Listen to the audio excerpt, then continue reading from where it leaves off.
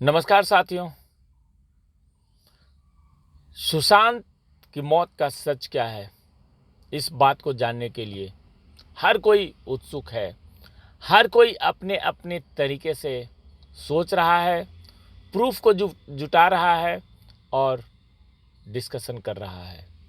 यहाँ तक कि देखा ये जा रहा है कि अब जो जांच एजेंसियां हैं उनके ऊपर भी काफ़ी दबाव बन रहा है।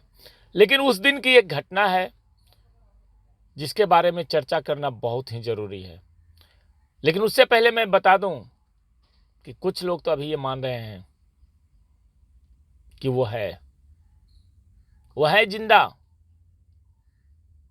और उसकी खोजबीन के लिए लोग भी बाहर निकले हुए हैं।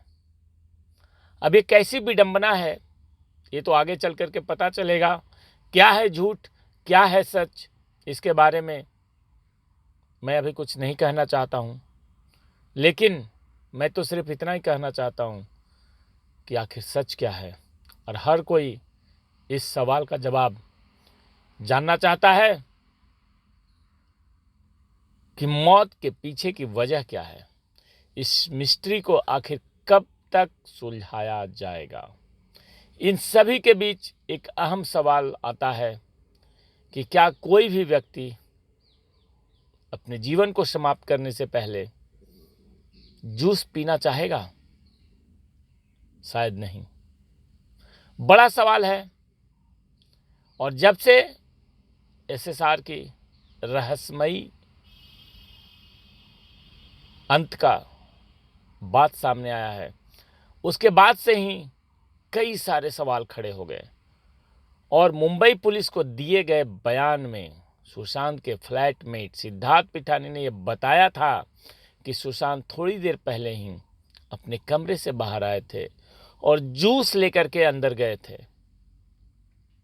लेकिन सबसे बड़ा सवाल यह है कि जब जीवन को समाप्त ही करना था तो जूस पीने की क्या जरूरत थी। यही वो शक बढ़ाता है सिद्धार्थ पिठानी के ऊपर कि उन्होंने अपना जीवन खुद नहीं समाप्त किया है। साजिश के तहत और पूरी प्लानिंग के साथ काम हुआ है और जिसके कई गुनाहगार हैं। जहां तक जूस की बात है तो जूस का गिलास लेकर के सुशांत अपने कमरे में गए थे। रिकॉर्ड्स के मुताबिक वो उससे थोड़ी देर पहले ही ऑनलाइन वॉरफेयर गेम भी खेल रहे थे।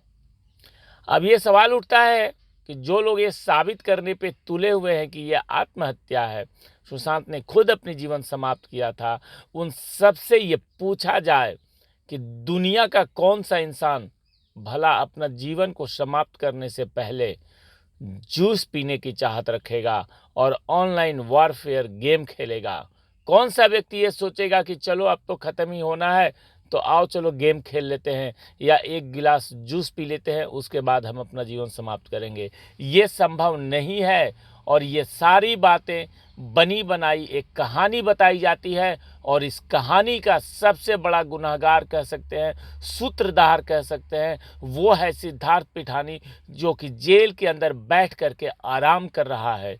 उससे 3rd डिग्री टॉर्चर करके अगर पूछताछ किया जाए तो बहुत कुछ निकल करके सामने आएगा। लेकिन पता नहीं कब पूछताछ होगी या कब उसको 3rd डिग्री टॉर्चर दिया जाएगा।